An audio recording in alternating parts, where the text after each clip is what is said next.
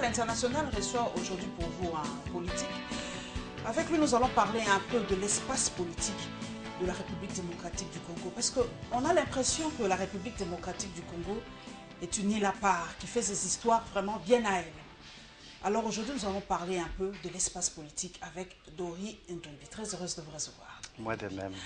Alors, nous sommes dans l'international, c'est la comparaison. Parce que je l'ai dit et je le redirai, c'est la formule de cette émission. La RDC ne vit pas en vase clos.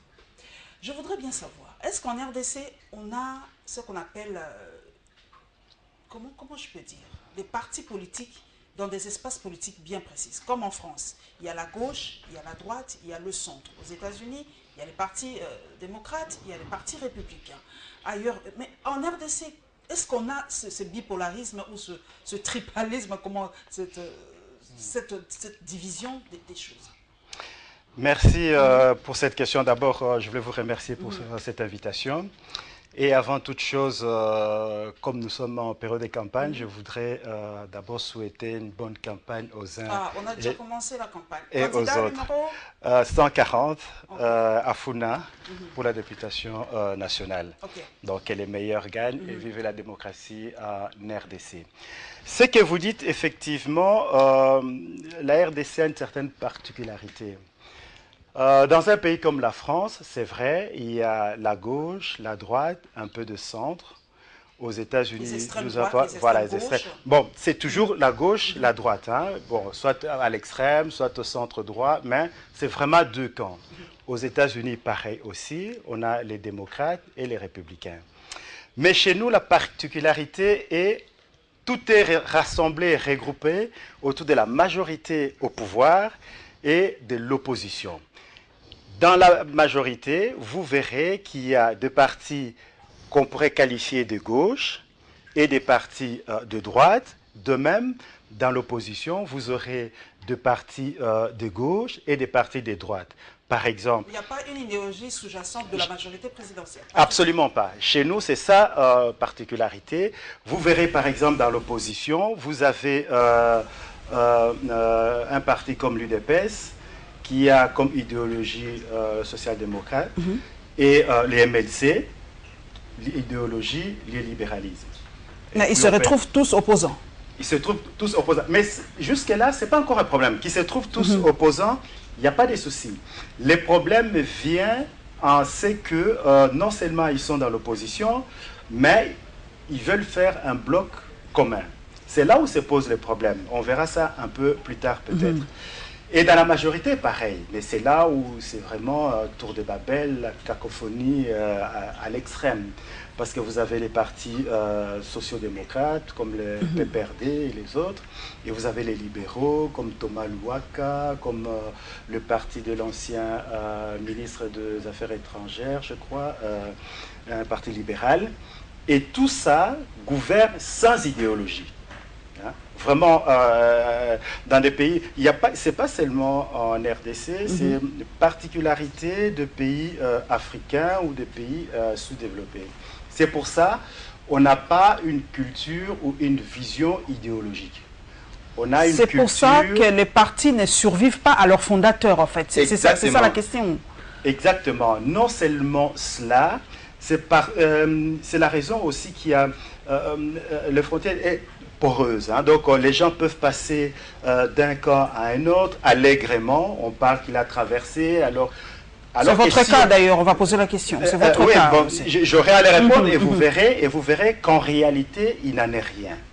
En réalité, il n'en est rien. Pourquoi? Parce que l'idéologie, si on suit l'idéologie, ça reste quelqu'un qui est social-démocrate, resterait, s'il passe d'un autre parti social-démocrate, même s'il est au pouvoir, l'autre parti là qui est au pouvoir, il n'aurait rien traversé. Mais on ne sent pas cette différence, Dori Ndombi. Aujourd'hui, vous étiez hier à l'UDPS, parti social-démocrate. Aujourd'hui, vous êtes chez Bahati. Comment ça s'appelle encore le parti? AFDC, social-démocrate. Mais on ne sent pas cette convergence entre les deux partis. On ne sait pas que défend l'UDPS, que défend le parti de Bahati. Le soubassement, c'est ça l'idéologie. Est-ce que c'est la même chose? Est-ce que l'UDPS est égal au parti de Bahati? C'est le F AFDC. AFDC, pardon, je ne parviens pas. AFDC. Est-ce qu'il y a une idéologie sous-jacente? Est-ce que c'est la même chose? C'est ça maintenant la question. Est-ce que l'UDPS et l'AFDC, c'est la même chose? C'est blanc, bonnet, bonnet, blanc. Absolument. C'est pourquoi d'ailleurs, je suis à l'aise. C'est pourquoi d'ailleurs, j'ai rejoint ces partis-là plutôt qu'un autre. Pourquoi? Parce que c'est pas le but. Hein. Ici, j'ai rapporté par exemple le projet de société de l'UDPS, le peuple d'abord. J'ai également le projet de société de l'AFDC. Et quand vous regardez, ce sont des partis, l'idéologie, c'est social-démocrate, la social-démocratie. Les deux partis, si on veut faire le parallélisme, si on a social-démocratie, d'un côté, on veut mettre l'homme au centre de l'action politique, par exemple chez AFDC, et à l'UDPS, on vous parlera du peuple d'abord. Vous voyez, il y a vraiment des similitudes, des caractéristiques qui sont quasi identiques. La seule difficulté est que le même parti, qui a la même idéologie, qui a la même philosophie, qui partage les mêmes valeurs, ces deux partis-là ne peuvent pas s'entendre. Pourquoi? Tout simplement parce que l'un a choisi d'être au pouvoir et l'autre ne veut pas aller au pouvoir. La question, la différence qu'il y a maintenant entre, je peux me permettre, entre nous les Noirs, ou entre les Africains et les Occidentaux, c'est cette vision-là. Est-ce que vous êtes fidèles? Est-ce que les Noirs ou les Africains sont fidèles à leur vision politique ou sont fidèles à l'homme? Parce qu'aujourd'hui, Barack Obama, on prend l'exemple, même Nelson Mandela, Barack Obama est démocrate, il le restera toute sa vie. C'est difficile de voir Barack Obama passer du camp des républicains parce qu'il est convaincu de sa philosophie et il y croit. Mais chez nous, est-ce que c'est ça? On est fidèle à l'homme ou on est fidèle à sa vision? Non, votre question comporte plusieurs facettes, plusieurs catégories.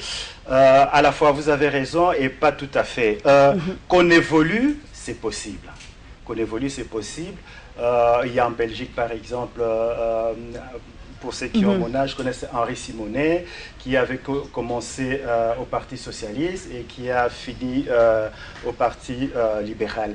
Donc, on a des exemples, hein. Même aux États-Unis. Non, j'arrive.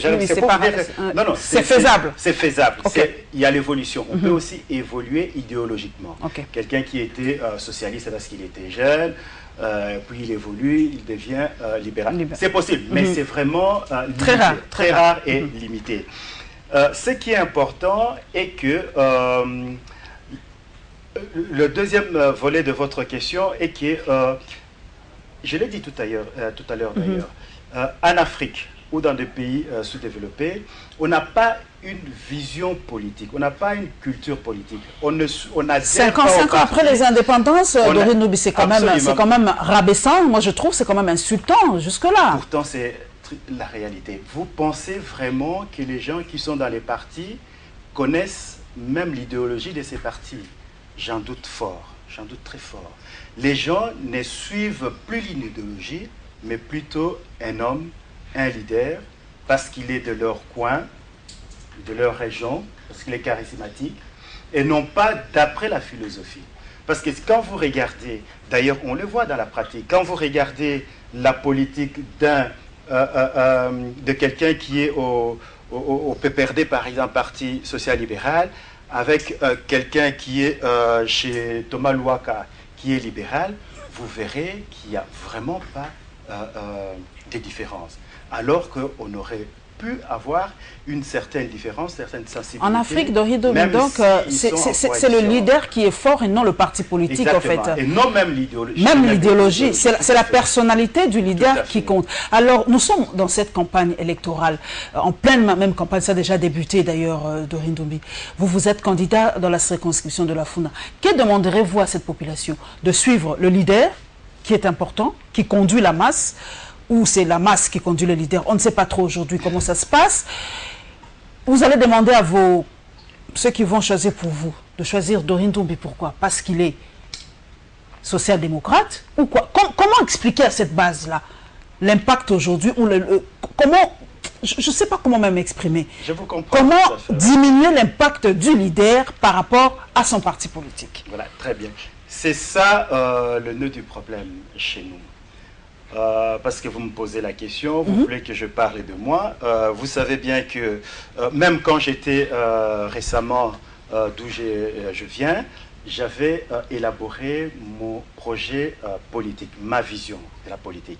Je crois qu'à la dernière émission, on en avait parlé. C'est ma vision politique.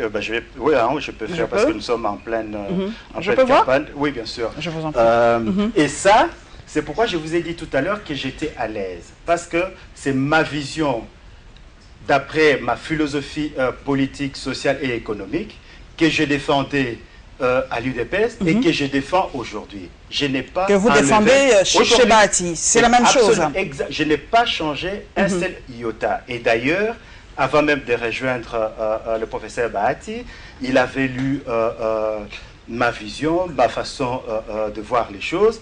Je suppose, je pense, c'est pour ça aussi qu'il était intéressé. Quelle est cette vision? Quelle est cette vision? Résumez-nous cette vision-là pour que les gens comprennent un peu. Exactement. Cette vision-là, c'est la vision que le professeur Bahati m'a explicitée en long et en large un jour, un après-midi dans son bureau. C'est quoi?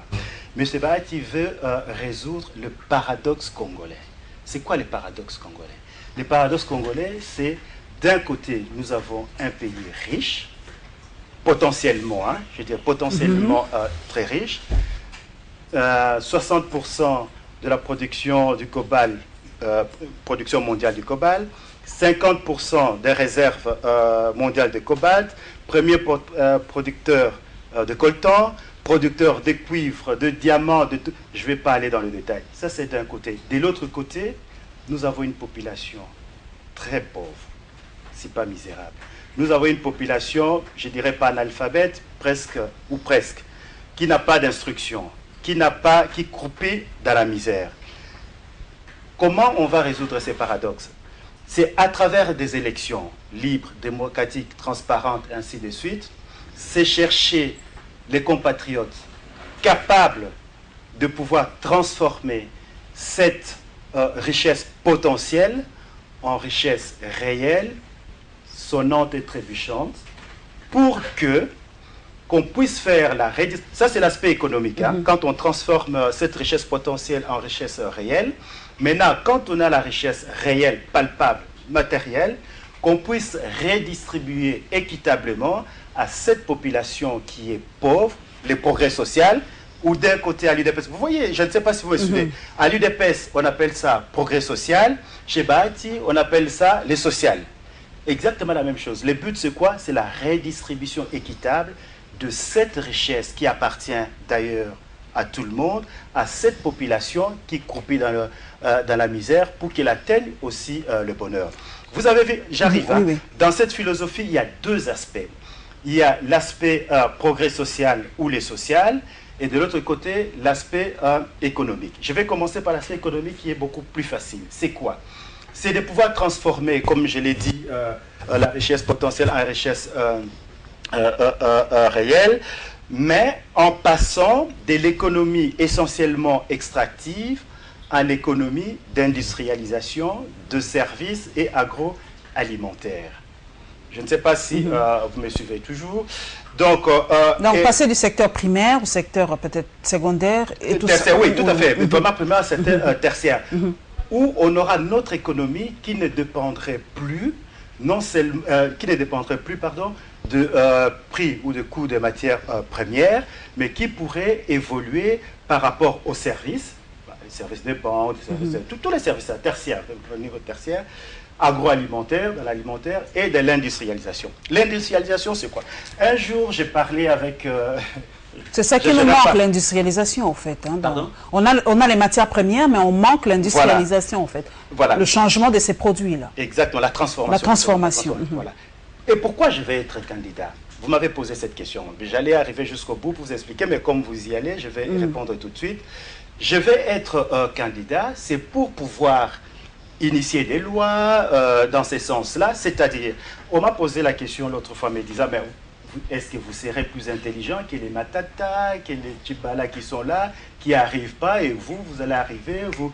Moi, je vous dis que c'est faisable. Faisable, d'abord, il faut faire fonctionner ces pays avec les lois et les règlements qui existent pour l'instant.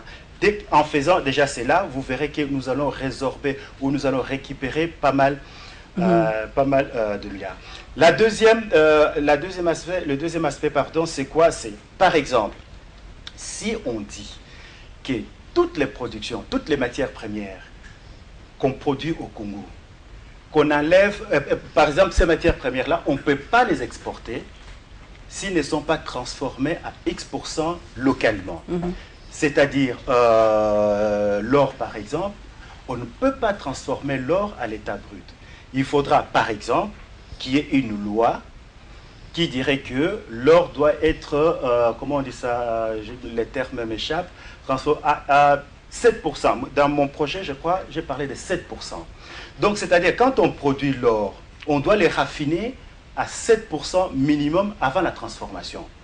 Donc, on va créer localement d'abord les industries, on va créer... Avec quelle source d'énergie on a cette difficulté déjà. Vous voyez comment manque le courant électrique ici chez nous. C'est ça le déficit pour l'industrialisation de notre pays. On n'a pas de source d'énergie.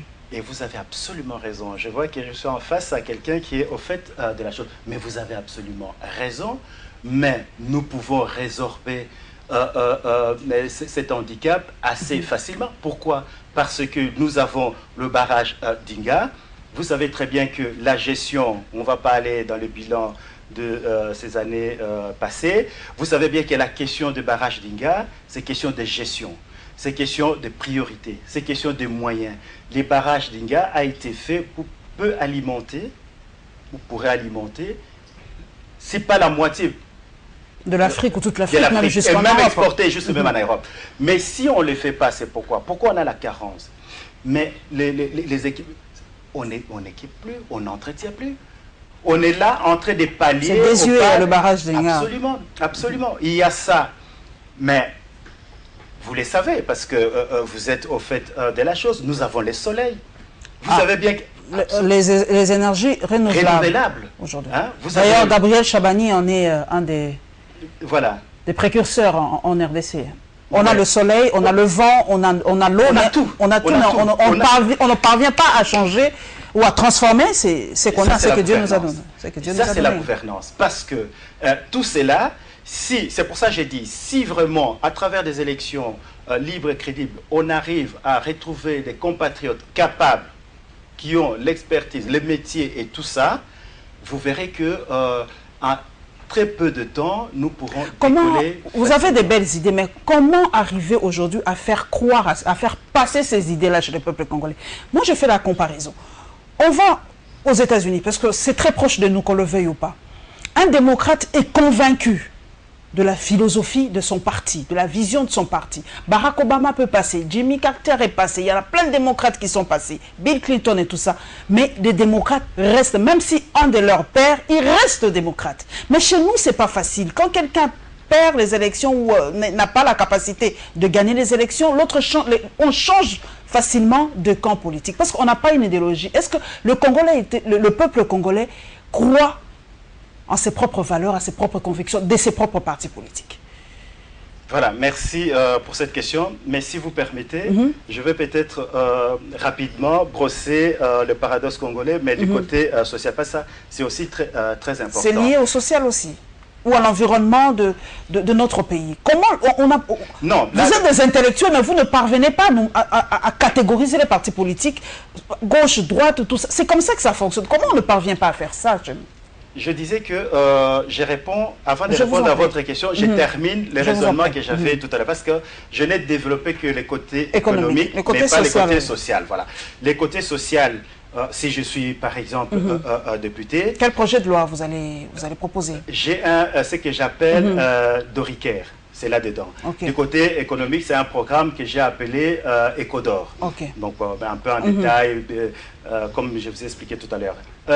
Doricaire, c'est quoi? Doricaire, ça revient un peu de Obamacare, il ne faut pas inventer la roue. C'est instaurer une sécurité sociale universelle et obligatoire en République démocratique du Congo. Ah, Doricaire, Obamacare. Ah, voilà, je fais la liaison. Maintenant, j'y suis, parce que je ne comprenais pas très bien. Ma tête travaillait à 100 à l'heure. Ah, ok, voilà, je comprends. Voilà. Je comprends. Exactement. Parce que ça, c'est possible. Okay. Ça, c'est possible. Comment? On me dira aussi, mais pourquoi on ne l'a pas fait jusqu'ici? C'est possible. Je vais vraiment vite, mais tout est dans les projets. Là, okay. dans il faut distribuer, vulgariser ce projet. Voilà, on y arrivera. Voilà. Donc, c'est quoi? Tout à l'heure, on a parlé un pays potentiellement riche, un pays... Est-ce que vous bénéficiez, vous, de ressources de cobalt? Je ne le pense pas. Vous bénéficiez des ressources de cuivre, de diamants et de tout ça? Je ne le pense pas. Et pourquoi donc? Pourquoi il y a que certains qui doivent en bénéficier et pas d'autres, alors que vous connaissez bien la loi Bakajika qui dit le sol appartient voilà, à l'État, c'est-à-dire à tout le monde, et que tout le monde devait en bénéficier. Moi, comment on va alimenter Obama En tout cas, bravo à Obama qui a fait passer cette loi avec beaucoup de difficultés, mais c'est passé quand même. Exactement. Comment on va l'alimenter pour que le financer, pour que ça bénéficie à tout le monde? C'est-à-dire toute la production, toutes les richesses de notre pays, on retiendrait 3,4%, je crois, je n'ai pas de chiffres en tête. Le 3,4%, on va l'affecter à cette sécurité sociale. Déjà, ça c'est la première source de financement. La TVA.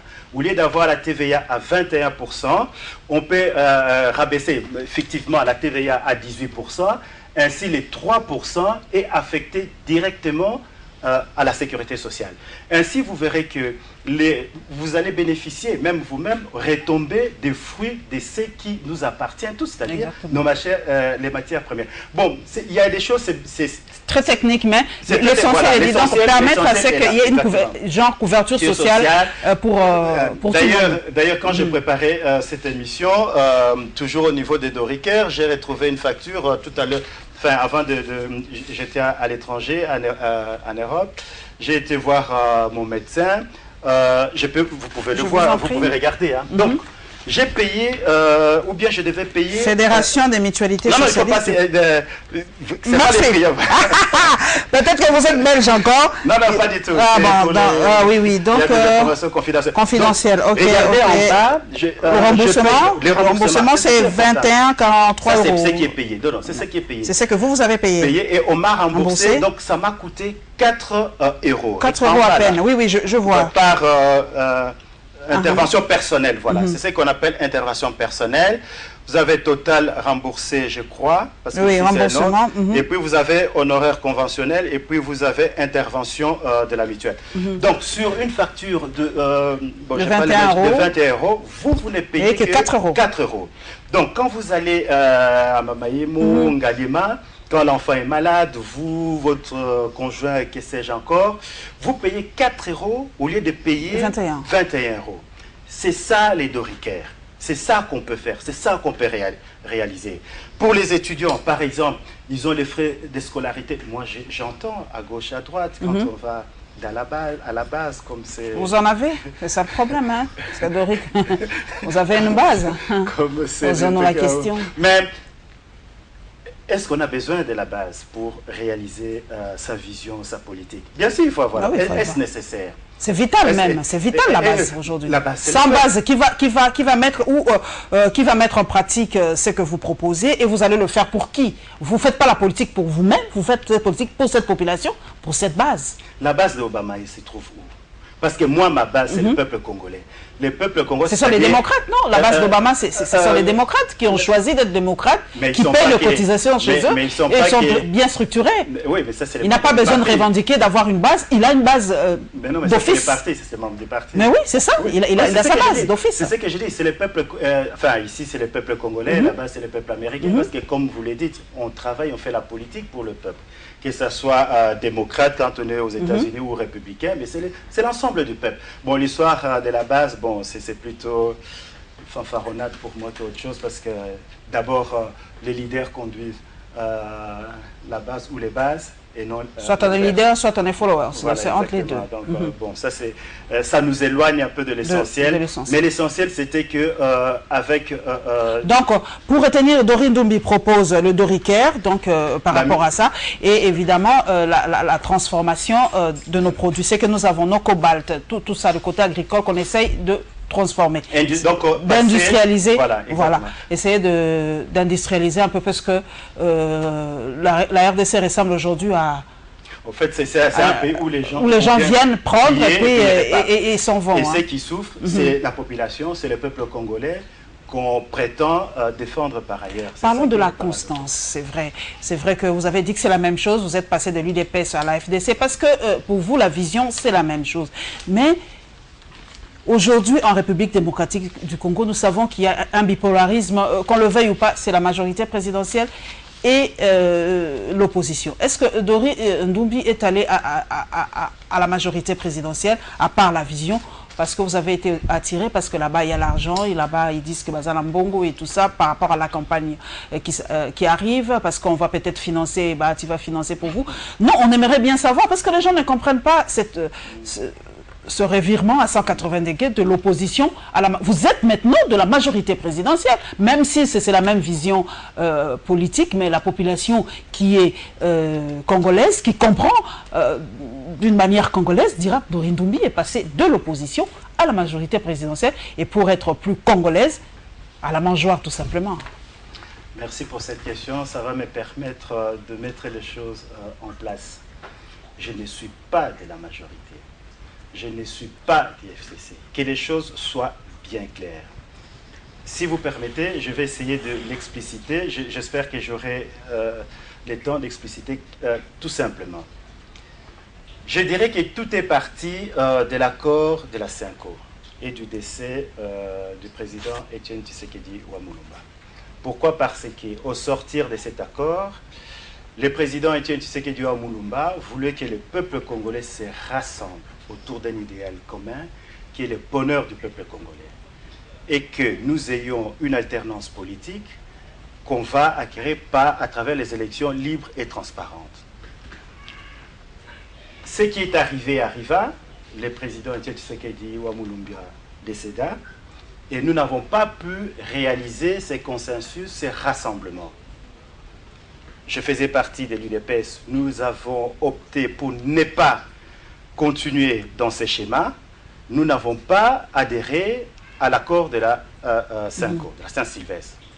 La majorité a continué parce qu'il était question que la majorité, l'opposition et les centres forment un gouvernement d'union nationale. Vous vous rappelez, on a fait des émissions là-dessus, qu'on organise des élections ensemble, qu'on essaye de faire des choses et gouverner ensemble aussi pendant cette transition. Cela n'a pas été possible. Cela n'a pas été possible. Nos chemins se sont divergés. Et après cela, notre vision a été... nous étions devenus inaudibles. Il y avait eu la cacophonie. J'en passe les meilleurs. Parce que le but, ce n'est pas de critiquer mes amis qui sont restés ou mes frères qui sont restés, mais je brosse tout simplement les tableaux pour montrer la motivation qui m'a amené. Il y a une motivation politique, il y a aussi une motivation idéologique, je dirais. Donc, nous n'avions plus un message crédible. D'ailleurs, ça se voit encore jusqu'à aujourd'hui. Genève est passé par là d'ailleurs, entre parenthèses. C'est pour ça, à un certain moment, j'ai pensé ou je pense que nous avons atteint le mur de verre. On ne pouvait plus avancer. C'est pour cela j'ai pris mes responsabilités parce que on doit servir le peuple congolais. On ne travaille pas... Vous ne servez pas un leader, mais vous servez le peuple congolais. J'ai toujours été fidèle au président Etienne Tshisekedi Wamulumba. Vous en êtes d'ailleurs témoin. Je dirais pas moi. Est-ce que vous reconnaissez... Non, on réfléchit ensemble. Oui. Vous êtes fidèle à la pensée, à l'idéologie du président. Est-ce que cette philosophie-là ou cette idéologie-là, vous ne le retrouvez pas au Félix Tshisekedi, pour être vrai? Honnêtement, je préfère ne pas répondre à cette question. Pourquoi ne pas répondre à cette question? Parce que j'ai d'autres relations avec cette famille. Est-ce que lui, ce n'est pas la... Non, répondez-nous, parce que c'est ça la campagne, les gens veulent comprendre. Est-ce que Félix Tshisekedi n'est pas la continuité d'Etienne Tshisekedi? Comme aujourd'hui, Chadari fera la politique de la continuité de Joseph Kabila. On aimerait bien avoir cette précision. Félix Tshisekedi est-il la continuité d'Etienne Tshisekedi? Je préfère dire que j'ai pris mes responsabilités, j'ai fait le choix d'accompagner, de suivre le professeur Bahati, parce que sa vision... Là, vous ne voulez pas répondre à ma question. Hein? Vous fouillez mes questions. Là, nous sommes en pleine campagne, les gens sont en train de vous regarder. Mais chacun dites-nous un peu votre analyse de la chose. Je ne peux pas parce que ça ne serait pas, à mon sens, objectif. Je ne pourrais pas être objectif par rapport à cette question. À cette question. Donc, je préfère m'en abstenir. Je préfère exercer mon droit de réserve sur la personne, voilà, sur cette question-là. Je préfère... faire c'est que le combat, continuer les combats des jeunes.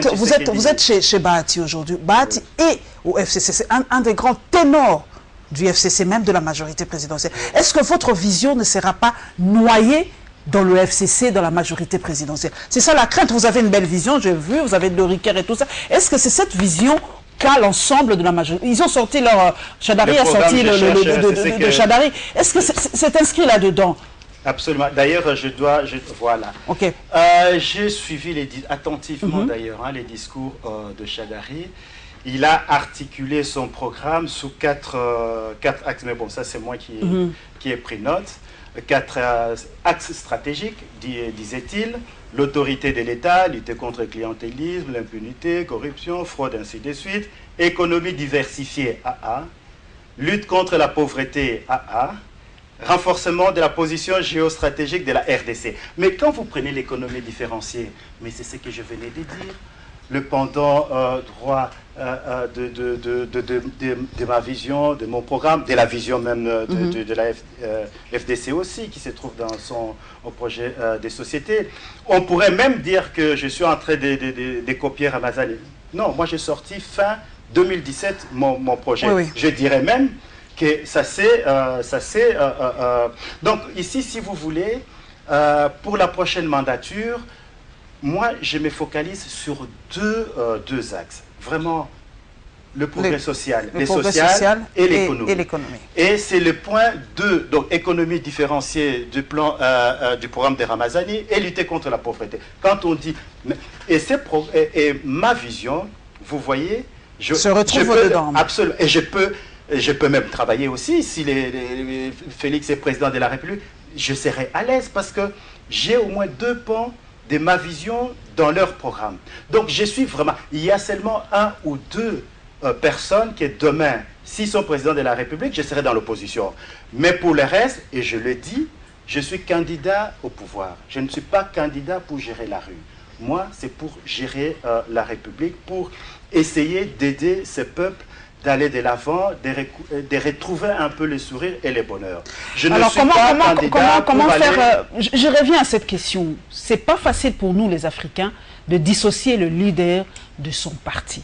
Pédagogiquement, comment faire pour casser cela? Parce que les gens doivent croire à la vision et non à la personne qui est un immortel, qui a ses bons et ses mauvais côtés, mais la vision reste, l'idéologie reste. Comment Dorine Ndoumbi va faire passer ce message? Mais c'est par l'instruction, ça ne va pas être une chose qu'on va faire du jour au lendemain. C'est l'instruction, je l'ai dit tout à l'heure. On a un certain niveau d'instruction que vous connaissez. Il faudra que nous, les hommes politiques, nous puissions faire de la pédagogie. Et c'est d'expliquer aux gens, par rapport à notre vision, ce que nous voulons, à la fois pour les pays et pour cette population. Or, très peu ont cette volonté-là. Très peu ont cette vision-là. Pourquoi? Parce que nous voulons le pouvoir, pour être bien, pour voilà, tout ce qui s'ensuit. Et non pas parce qu'on a une vision, parce qu'on a des choses à pouvoir à la fois transmettre et à faire pour la République. C'est ça la difficulté. Mais on va essayer. Ça ne va pas être facile, la campagne commence. Et aussi, autre chose aussi, on incrimine beaucoup les hommes politiques. Mais les hommes politiques viennent d'où? De cette population. De notre société, de cette population. Nous ne sommes que le reflet de notre population. Si on nous dit, si vous permettez, si on nous dit que les hommes politiques sont médiocres, mais cette médiocrité vient d'où? Mais c'est de notre société. Mais aujourd'hui, il y a plus ou moins 16 000 candidats. Je n'ai pas le chiffre exact, pour 505 places à l'Assemblée nationale. La comparaison à l'international, c'est ça. Pourquoi aujourd'hui, tout le monde, toutes les catégories sociales de la RDC veulent être députés? Quand on voit par exemple en France, aux États-Unis, en Afrique du Sud, il y a une certaine... C'est pas que je minimise, hein, c'est pas que je minimise, mais cet attrait-là il y a 10, 15, 20, 30 ans, on n'avait pas cet attrait-là. Moi, mon père était député. C'est pas tout le monde qui devenait député à l'époque sous Mobutu, sous Kasavubu. Mais aujourd'hui, on a l'impression que c'est une ruée vers l'or et tout ça. Pourquoi? Pourquoi cette ruée-là? D'ailleurs, moi, on me reproche de ne pas être candidate. Je n'y comprends rien. Alors, pourquoi cette ruée vers la députation? Pourquoi Dorine Ndoumbi? Tiens, à tout prix. Vous êtes un intellectuel, vous pouvez être professeur, vous pouvez être docteur, je ne sais pas moi quoi, mais vous voulez être député. Pourquoi? C'est pour le salaire? Pourquoi? Pour cette vision? Pourquoi? C'est ça le dernier mot. Le dernier mot, dommage, parce que c'est... Oui, mais la campagne a commencé, donc on aura le temps. Voilà, donc, oui, la politique, ça devait être l'élite, ça devait être... Exactement. Voilà, tout ça, chez nous, et tout. Mais bon, l'explication est simple.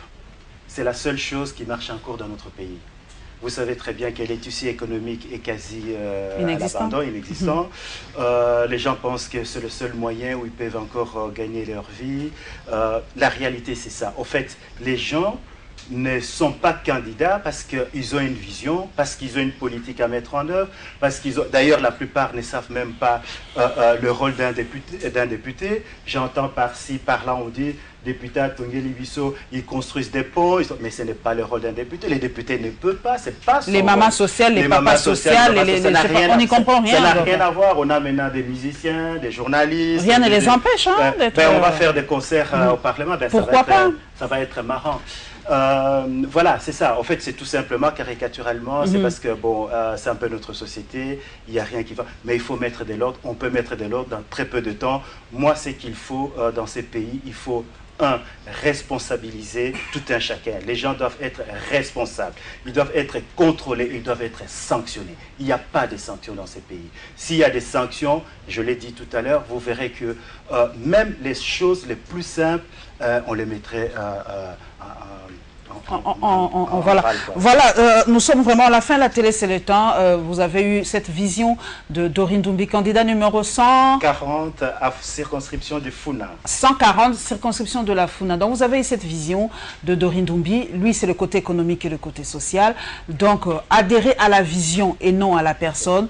Voilà, soyez des vrais followers cette fois-ci, parce que la base est derrière les gens. Suivez la vision et non la personne, parce que Dorine Ndoumbi n'est qu'un être humain. Il peut mourir entre guillemets, voilà, c'est notre réalité, on peut mourir, mais son idéologie doit persister. C'est comme ça s'est fait ailleurs, aux États-Unis et en France. Les leaders meurent, les hommes charismatiques meurent, mais leur idéologie reste toujours comme Charles de Gaulle aujourd'hui. Il y a le gaullisme qui a survécu à de Gaulle depuis plus de 50 ans. Donc je crois que ce sera la même chose.